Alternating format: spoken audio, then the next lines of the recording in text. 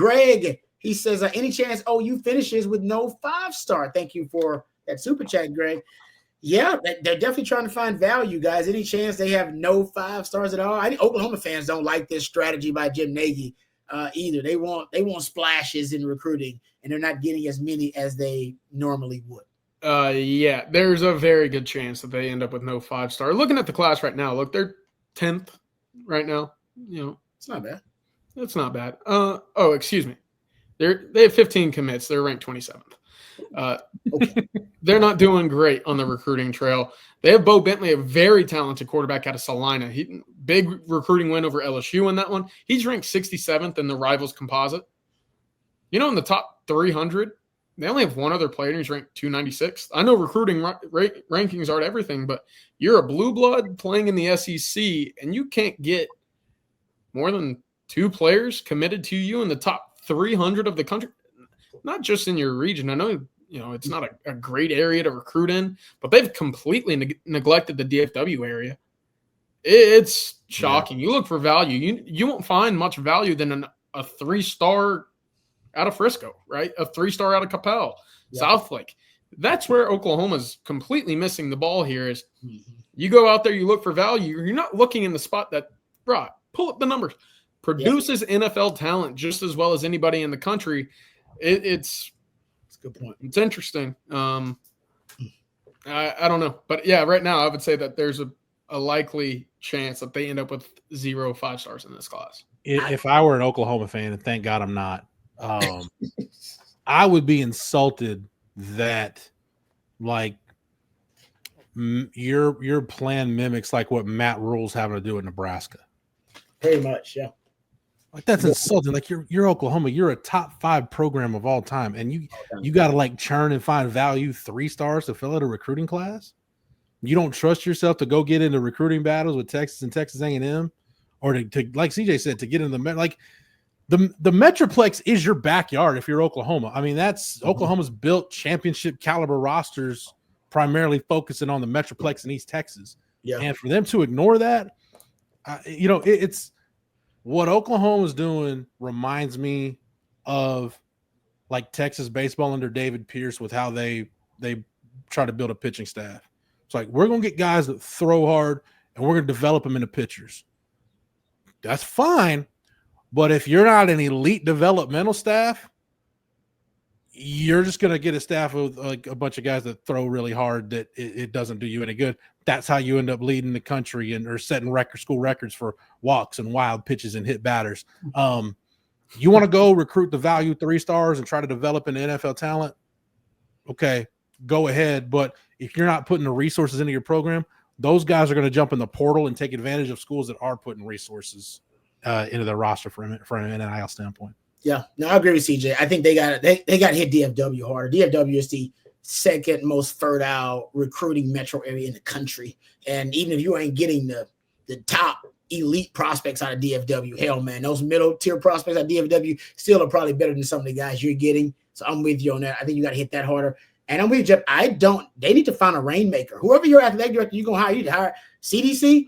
He's got a lot of gifts. His number one gift is the guy can raise capital. He can raise it, man. He's a rainmaker.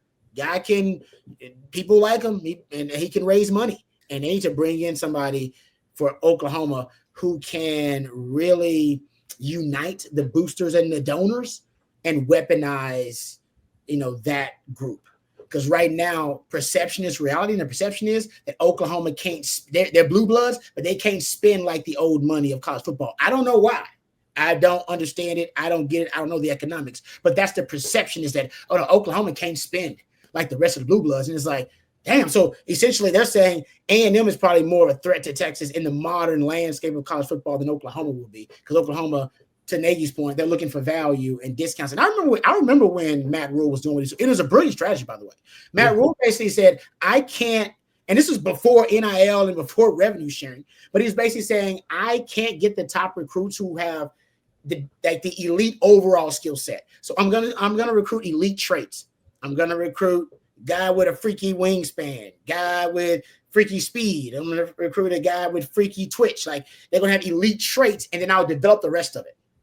Now you better make sure that you can develop. But he did a really good job of that when he was at Temple, when he was at Baylor. He's trying to now recreate it at Nebraska in a new landscape. But that's what he's trying to do. That's different than what Nagy's doing a little bit different. He's basically saying we got our own, like the NFL guys, we got a big board. We're rating everybody. And essentially we're going to prioritize the guys on our rating system who are high on our rating system, but essentially low-rated recruits. But they're high in our system. Now, you may be a 3-star in your rating, but on our board, he's really high. That gives us value. That equals value because we're getting them on the cheap.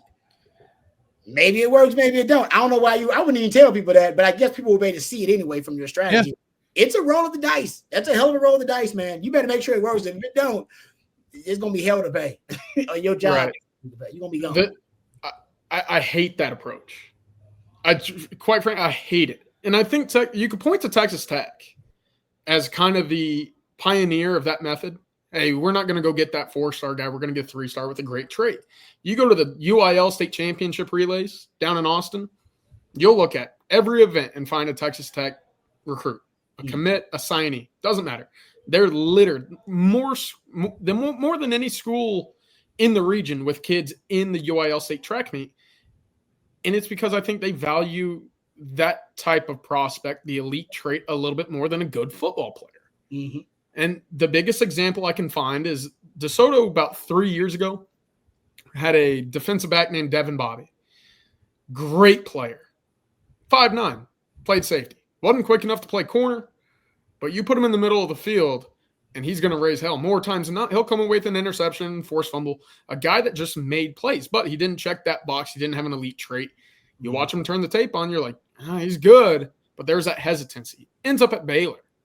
Baylor, very much the same, had that same kind of player personnel, developmental department as well.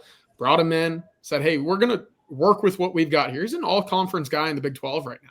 He's unbelievable. He's going to be an NFL draft pick at 5'9". He's like an Antoine Winfield Jr. But because he didn't have that elite trait, they pass on. And you can look at the NFL draft, too. They've had several pass rushers drafted in the first round. Tyree Wilson. They've had dudes. And what's their commonality? 6'6", crazy wingspan. Mm-hmm.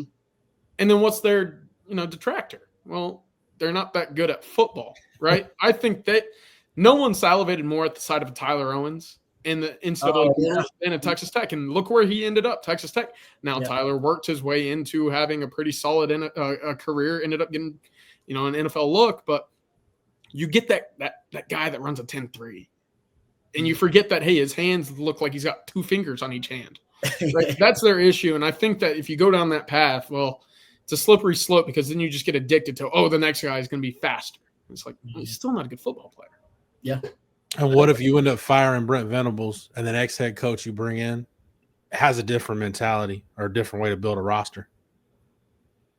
Is Jim Nagy going to hire the next coach that vibes with him on what they're looking for in prospects? Because that guy may not be the best fit for Oklahoma. I've seen some people in the chat mention Josh Heupel. Why would Josh Heupel leave Tennessee?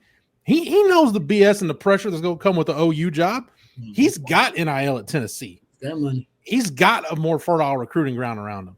It's the same reason. It's the same reason why all the Arkansas fans keep talking about, well, Sam Pittman retires after the year. We'll go hire Rhett Lashley. Let him come home to Arkansas. Why the hell would Rhett Lashley leave SMU for Arkansas? SMU spinning. He's got all the resources. He's got resources at SMU that he won't have in Arkansas. Mm-hmm. And it's a lot easier telling me, okay, you got to go beat Wake Forest and Duke and North Carolina instead of Alabama, Georgia, and Texas. Okay, yeah, I know where I'm going to stay. And it ain't gonna be going to the SEC. Honestly, if Jim Nagy really, that just sounds crazy. If Jim Nagy really wants to try to win like that, he probably should just hire Mike Gundy when Gundy gets fired. Because Gundy is probably one of the best in the country at doing more with less. Like he just they just started embracing NIL in like 2024.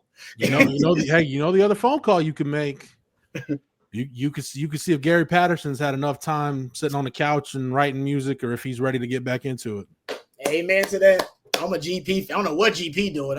I'm with you. I don't know. I know people that reached out to him. He must not want to coach. That's got to be the word out there. He's got to be on a mountainside somewhere singing singing, and playing fishing. his guitar. He's having fun. Gundy's interesting because he's a tremendous talent evaluator, but he's more than that. He's a great coach evaluator. Mm-hmm. Like his coaching tree of coordinators and whatnot.